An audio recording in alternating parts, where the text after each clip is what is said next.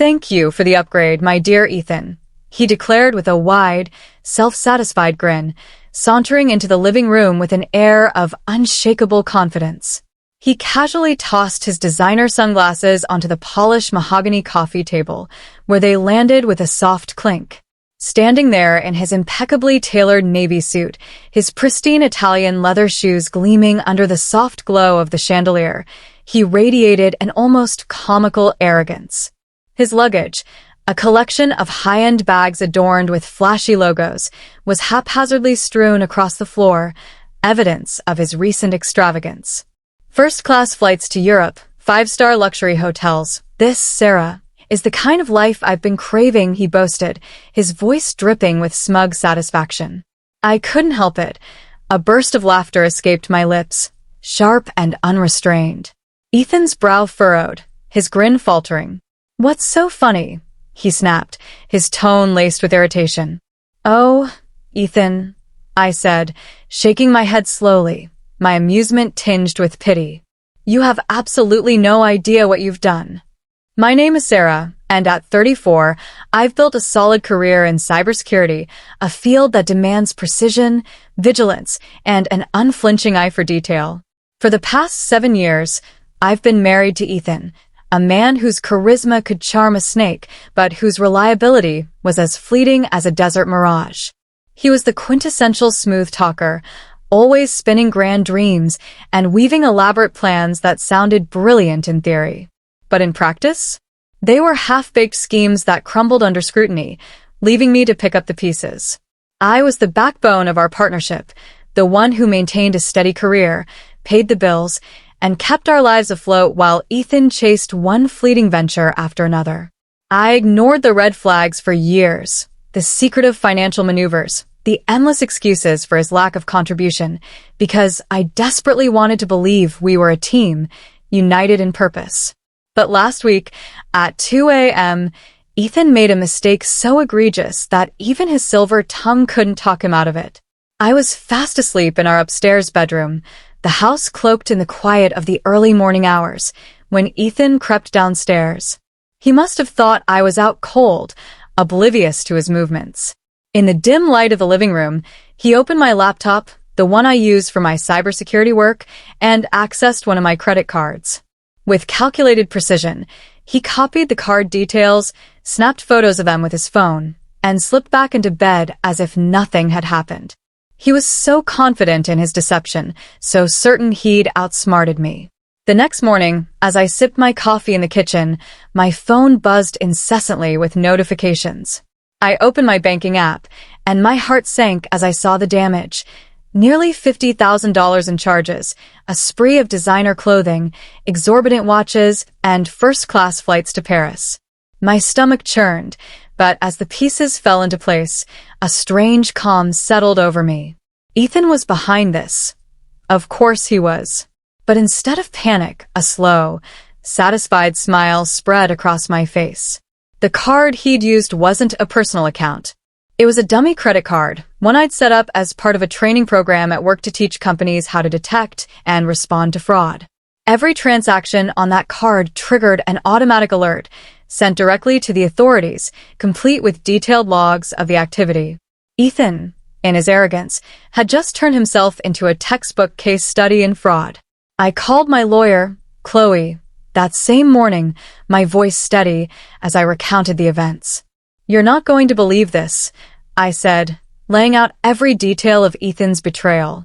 Chloe's laughter rang through the phone, bright and unrestrained. Wait, let me get this straight, she said, catching her breath. He stole a dummy card? The one linked to your fraud detection program? Exactly, I replied, my tone calm but edged with a quiet triumph. He probably thought he was being clever. Clever. Chloe snorted, her voice thick with amusement. He's a walking disaster. Every charge he makes is getting flagged. Have the authorities reached out yet? Not yet, I said, but it's only a matter of time. For the rest of the week, I played the role of the unsuspecting wife, watching silently as Ethan dug himself deeper. A couple of days after the incident, he left a note on the kitchen counter. Taking some time for myself. Don't wait up. I knew exactly what that meant. He was gallivanting across Europe, living a life of opulence on what he thought was my money. Each night, my phone lit up with fraud alerts, high-end restaurants in Paris, five-star hotels with marble lobbies, extravagant shopping sprees at designer boutiques. Each notification was a small victory, a reminder that Ethan was unwittingly building a case against himself. 3 days into his spree, I received a call from Agent Keller, a federal investigator assigned to the case. His voice was professional, but tinged with curiosity. "We've identified significant fraudulent activity tied to your account," he said. "Do you have any idea who might be responsible?" "Yes," I replied without hesitation, my voice steady. "My husband." There was a brief pause on the other end of the line. "Your husband?" Agent Keller repeated, clearly intrigued. I explained the situation in detail, including the fact that the card was part of a cybersecurity training program. He let out a low whistle. "That's a new one," he said, a hint of amusement in his tone. "You'll need to provide a formal statement, but based on what we've already flagged, he's in serious trouble." By the time Ethan strolled back into the house, his ego inflated from a week of unrestrained indulgence, I was ready. He sauntered into the living room, his designer duffel bag slung over his shoulder, wearing the spoils of his stolen spree, a tailored jacket, a gleaming gold watch, and those pristine shoes. "Thanks for the upgrade," he said with a cocky grin, as if I'd personally funded his lavish getaway. "You really outdid yourself this time, Sarah." I couldn't hold back the laughter that bubbled up, sharp and unrestrained. Ethan's grin faltered, his eyes narrowing. "What's so funny?" he demanded, his voice sharp with annoyance. "Oh, Ethan," I said, shaking my head, my tone laced with mock pity. "You're about to find out." He dropped his bag onto the floor with a smug thud, shrugging off his jacket and draping it carelessly over the back of the couch. "Seriously, Sarah," he said, kicking off his shoes and stretching out as if he owned the world. "You should have told me about that card ages ago. Imagine how much fun we could have had together." I leaned against the kitchen counter, arms crossed, my expression unreadable. "And how exactly did you think this was going to end?" I asked, my voice calm, but pointed. He smirked, unfazed. "You're always so uptight about money. It's not like you couldn't afford it. I figured you'd get over it once you saw how happy it made me." His audacity was almost breathtaking, a mix of arrogance and delusion that would have been infuriating if it weren't so pathetic. I bit back another laugh, knowing that every word he spoke was another nail in his coffin. "So, the watches, the flights, the hotels," I said, tilting my head. "You thought all of that was just a gift from me?" "Not thought," he said, pointing at himself with a self-assured grin. "New. It's about time you loosened up, Sarah." I smiled, a tight-lipped expression that revealed nothing. "I'll bet," I said softly, my voice barely above a whisper. As Ethan disappeared into the bathroom, humming an off-key tune and leaving a trail of arrogance in his wake, I pulled out my phone and texted Chloe. "He's back. Ready to move forward." Her reply was immediate. "Perfect. I'll alert Agent Keller." Over the past week, Chloe and Agent Keller had been meticulously building the case against Ethan. Every move he made, every charge he racked up, was tracked and logged, from the designer boutiques in Paris to the luxury hotels with their sprawling suites. His indulgence painted a vivid picture of a man who believed he was untouchable, a mastermind who'd outsmarted everyone. But Ethan had no idea how deep he'd dug his own grave. Agent Keller had assured me during our last call that the fraud alerts from the dummy account had triggered a full investigation. "We'll bring him in for questioning once you're ready," he'd said, his tone professional but reassuring. "But I'd recommend letting him walk into it on his own. The more confident he is, the better." Now, as I listened to Ethan's off-key singing echoing from the bathroom, I felt an almost surreal sense of calm. For years, I'd let him exploit my trust, my kindness, my stability, convincing myself that love meant overlooking his flaws. But this time, he'd underestimated me, and he was about to face the consequences. After Ethan emerged, wrapped in a plush towel and grinning like he didn't have a care in the world, he flopped onto the couch, still basking in his delusion. "You should have seen Paris," he said, reaching into his bag to pull out that shiny gold watch, holding it up to catch the light. The shops, the restaurants, it was like a dream. "Sounds incredible," I said, leaning against the doorway, my tone neutral. "Tell me more." He launched into a detailed account of his week-long spree, his voice animated, his hands gesturing wildly as he described the champagne at a rooftop bar, the bespoke suits he'd tailored, the exclusive clubs he'd waltzed into. Every word was an indictment, a confession he didn't even realize he was making. Unbeknownst to him, I was recording the entire conversation on my phone, the file ready to be forwarded to Agent Keller. "And the best part?" Ethan said, holding up the watch again, his eyes gleaming with pride. "Nobody suspected a thing. Not even you." The next morning, Chloe and I met over coffee to finalize the plan. As I sipped my latte, I felt a strange mix of relief and anticipation. Ethan's days of charming his way out of trouble were over. The evidence was airtight, his every move documented, his every boast recorded. He thought he'd played me, but in the end, he'd only played himself. "He's got no defense," Chloe said, her eyes fixed on her tablet as she scrolled through the mountain of evidence we'd compiled. The fraud alerts, the itemized charges, the recording of Ethan's smug confession from the previous night. "It's airtight, Sarah. Agent Keller is ready to bring him in for questioning. They're coordinating with the local police to execute the arrest." I nodded, the gravity of the situation finally settling over me like a heavy but oddly comforting blanket. "What happens after that?" I asked, my voice steady despite the whirlwind of emotions churning inside. Chloe leaned back in her chair, her expression a mix of professionalism and grim satisfaction. "He'll face multiple charges: fraud, identity theft, unauthorized use of a financial account. Given the amount involved, nearly $50,000, this isn't a slap on the wrist. Best case scenario for him, he cuts a plea deal and avoids jail time. Worst case, he's looking at years behind bars." A part of me wanted to feel a pang of sympathy for Ethan, to mourn the man I'd once believed in. But then I pictured his smug grin, the way he'd flaunted his stolen designer goods without a flicker of remorse, as if my trust was his personal playground. This wasn't a one-off mistake. It was the culmination of a pattern: selfishness, entitlement, and a blatant disregard for the damage he caused. I'd been blind to it for far too long, excusing his behavior in the name of love. But not anymore. That evening, as Ethan lounged on the couch, scrolling through his phone with the same infuriating nonchalance, a sharp knock at the door broke the silence. My heart raced, not with fear, but with a strange, exhilarating anticipation. I walked to the door, my steps deliberate, and opened it to reveal Agent Keller flanked by two uniformed officers, their badges glinting under the porch light. "Good evening, Ms. Miller," Agent Keller said, his tone professional but carrying a warmth that put me at ease. "Is Ethan home?" "He's right inside," I replied, stepping aside with a gesture that felt almost ceremonial. "Please, make yourselves comfortable." Ethan looked up from his phone, his brows knitting together in confusion as the officers entered. "What's going on?" he asked, sitting up straighter, his voice tinged with unease. Agent Keller approached him with a calm authority that seemed to shrink the room.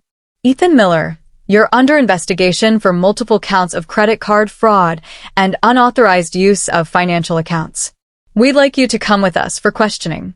Ethan's face drained of color, his carefully curated confidence evaporating in an instant. "What?" "No, this has to be a mistake," he stammered, his eyes darting to me, pleading for rescue. "Sarah, tell them this is crazy." I crossed my arms, tilting my head slightly, my expression unreadable. "I don't know, Ethan. You've been awfully busy lately. Maybe you should explain it to them." As the officers read him his rights and guided him toward the door, Ethan's protests grew more frantic. "You can't do this, Sarah. This is a setup. You're my wife. Aren't you supposed to stand by me?" I leaned against the doorway, my voice calm but cutting. "Funny, Ethan. I thought husbands weren't supposed to steal from their wives. Guess we're both learning something today." He glared at me, his bravado replaced by raw desperation. "You won't get away with this," he spat. I smiled, a quiet, confident curve of my lips. "Oh, Ethan." "I already have." The door shut with a sharp, satisfying click as the officers escorted him out, leaving the living room cloaked in an eerie silence. I stood there for a moment, staring at the empty space where Ethan had been just minutes ago, his designer duffel bag still slumped against the couch. My heart raced, not from fear but from the weight of the moment. He was gone, finally, undeniably gone. But this wasn't over yet. About an hour later, Chloe called, her voice steady and professional. "He's with Agent Keller now," she said. "They've started questioning him. From what Keller told me, Ethan's already trying to spin the story in his favor."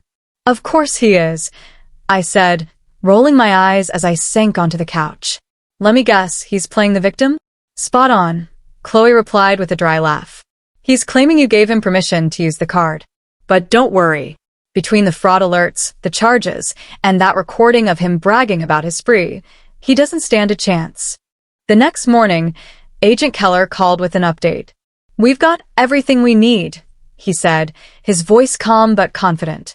"Your husband, sorry, soon-to-be ex-husband, admitted to using the card but insists he didn't know it was tied to a fraud detection program. He's trying to pin the mix-up on you." "That sounds about right," I said, leaning back in my chair, a faint smile tugging at my lips. "What happens next?" "We're moving forward with the charges," Keller explained. "He's facing multiple counts of fraud and unauthorized use of a financial account. Given the amount of money involved, he's looking at significant consequences. The buyer protection programs flagged his luxury purchases, so those are being reimbursed. You're not liable for a cent." The relief that washed over me was immediate and overwhelming, like a weight I'd been carrying for days had finally lifted. I'd spent so long worrying that Ethan might somehow slip through the cracks, that his charm would once again shield him from accountability. But hearing Keller's confidence, I realized the full extent of my victory. "Thank you," I said, my voice thick with gratitude. "For everything." "Don't thank me," Keller replied with a chuckle. "This case practically handed itself to us. You handled this brilliantly, Ms. Miller." The fallout hit Ethan harder than I'd anticipated. Word of his arrest spread like wildfire among our mutual friends and acquaintances, dismantling the carefully crafted image of the charming, carefree husband he'd worked so hard to maintain. Nicole, the woman I'd long suspected he was seeing on the side, apparently dropped him the moment the news broke. The designer goods he'd flaunted were confiscated, the first-class flights he'd booked were canceled, and the banks froze his accounts, leaving him with nothing but the consequences of his actions. One evening, my phone rang, displaying an unfamiliar number. Against my better judgment, I answered, and sure enough, it was Ethan. "Sarah," he began, his voice low and drained, a far cry from his usual swagger. "I need to talk to you." I couldn't help but laugh, the sound sharp and unapologetic. "Ethan, the only thing you need to do is figure out how to explain yourself to the judge." "Please," he said, his tone shifting to desperation. "I messed up, okay?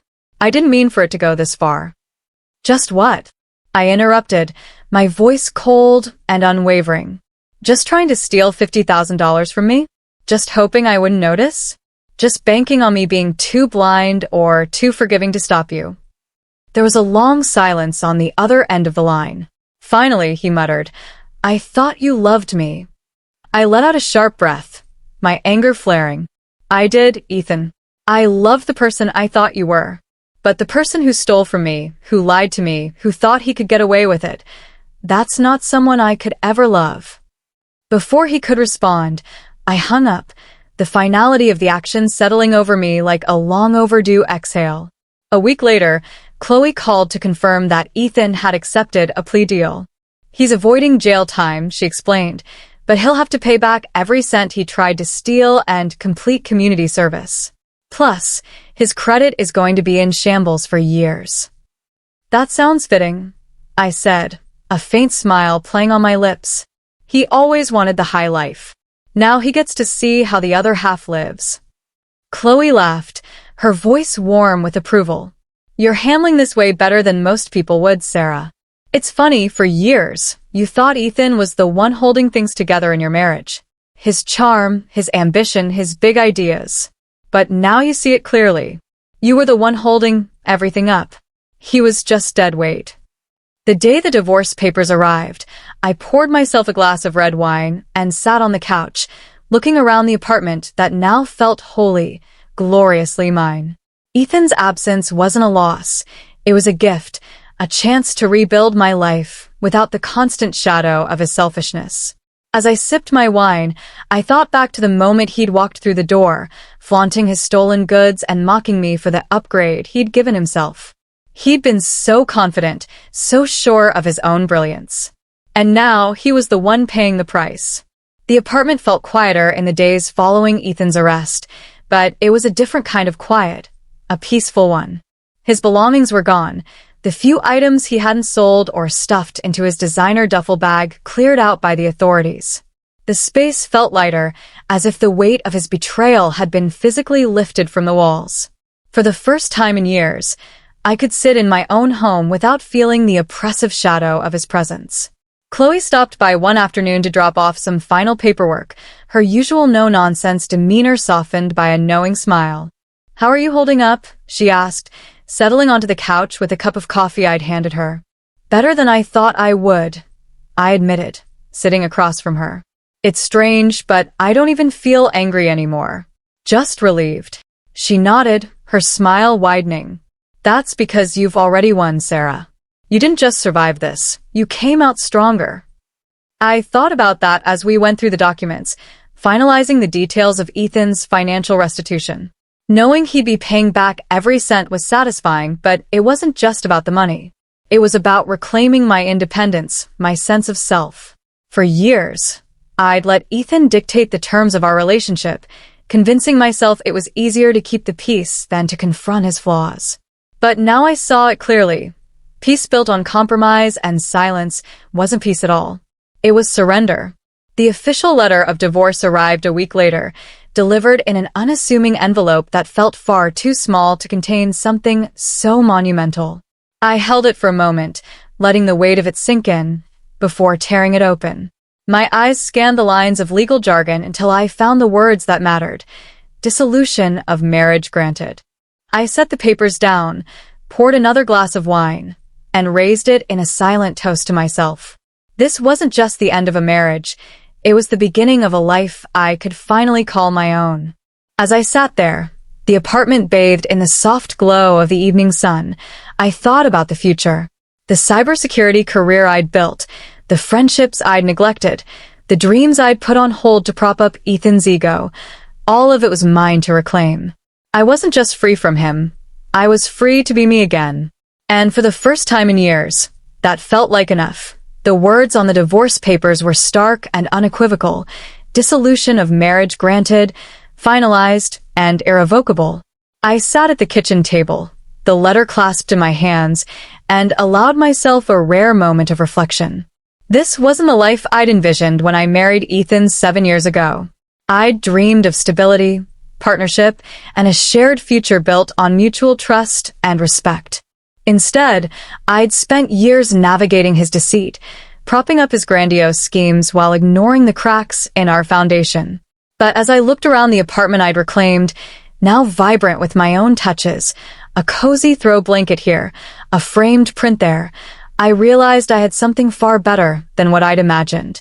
I had freedom, clarity, and the unshakable knowledge that I was stronger than I'd ever given myself credit for. That evening, my best friend Lauren arrived, armed with a bottle of crisp Sauvignon Blanc and a carton of my favorite Thai takeout. She raised her glass with a mischievous grin. "To new beginnings," she declared, her eyes sparkling with warmth. "And to the absolute dumpster fire you just walked away from." I laughed, clinking my glass against hers, the sound bright and freeing. "To never settling for less than I deserve," I added, savoring the moment and the truth behind the words. Over the next few weeks, I began piecing together the contours of my new life. I redecorated the apartment, transforming it into a space that felt wholly mine. The walls, once a sterile beige, now glowed with my favorite shade of cerulean blue, and I added personal touches, lush green plants, eclectic bookshelves, and a soft rug that invited barefoot evenings. I finally took the solo vacation I'd dreamed of for years, escaping to a quaint coastal town where the rhythm of the waves and the salty breeze brought a peace I hadn't felt in ages. For the first time, I was living for myself, unburdened by the weight of Ethan's expectations. Ethan tried to reach out a few times, through mutual acquaintances or vague, half-hearted apologies sent via email. One particularly tone-deaf letter arrived, filled with claims that he'd changed and deserved another chance. I didn't respond. There was nothing left to say. He'd made his choices, and I'd made mine. Through the grapevine, I heard updates about his unraveling life, struggling to find steady work, his reputation tarnished by the fraud charges, forced to move back in with his parents. He was still clinging to the delusion that he could charm his way out of trouble, but the world had stopped listening. I didn't feel sorry for him. If anything, I felt a quiet relief. He was no longer my problem. A month after the divorce was finalized, I stood by the window of my apartment, sipping my morning coffee as the city stirred awake below. Sunlight streamed into the living room, catching the fresh coat of paint and casting a warm glow over the space. It no longer felt like a battleground. It felt like home, peaceful, mine, and brimming with possibilities. I thought about the journey that had brought me here. For years, I'd clung to the promise of marriage, to the idea of building a life with Ethan. I'd silenced the little voice inside me that whispered warnings, that saw through his charm to the selfishness beneath. But now I understood something profound. Walking away wasn't failure, it was strength. That weekend, Lauren and I met for brunch, a new ritual we'd started since Ethan's exit. Over mimosas and fluffy waffles, she leaned forward, her eyes bright with curiosity. "So, what's next for you, Sarah?" I smiled, a mix of excitement and calm settling over me. "Honestly, I'm just focusing on myself for now. Work's going great. I'm up for a promotion in cybersecurity, and I've been thinking about taking a longer vacation, maybe somewhere quiet in the mountains." She raised her glass, her grin wide. "That's what I like to hear. You deserve it." For the first time in years, I felt like I was making decisions purely for myself. No compromises, no second-guessing, just the freedom to live on my own terms. My career was thriving. My friendships were stronger than ever, and I was rediscovering the parts of myself I'd buried to keep Ethan's ego afloat. The future felt like an open road, full of possibilities I hadn't dared to imagine before. Occasionally, I'd hear more about Ethan through mutual acquaintances. He was bouncing between low-paying jobs, scraping by while trying to repay the $50,000 he'd attempted to steal. The designer suits and luxury trips were a distant memory, replaced by a harsh reality he was woefully unprepared for. The last time he reached out was through a rambling email, a self-pitying attempt at an apology that reeked of desperation rather than sincerity. I read the first few lines before deleting it without a reply. I didn't need closure from him. I'd already found it within myself. One evening, I sat on my balcony, a glass of wine in hand, watching the city lights flicker in the distance. I reflected on everything I'd been through, the betrayal, the heartbreak, the fierce determination to reclaim what was mine. It hadn't been easy, but it had been worth it. Ethan's actions had forced me to confront my own strength, to stop compromising and start prioritizing myself. I'd learned to trust my instincts, to value my independence, and to never again let someone else hold the reins of my life. As the cool night air brushed against my skin, I raised my glass to the starry sky. "Here's to me," I said quietly, my voice steady and sure. "Here's to starting over." With that, I closed the chapter on Ethan for good, ready to embrace whatever came next. The apartment, once a silent witness to my struggles, now hummed with possibility. The walls held no echoes of his betrayal, only the promise of a life I was building for myself. One decision, one moment, one triumph at a time. Please feel free to comment below if you liked this. Remember to like and subscribers for more.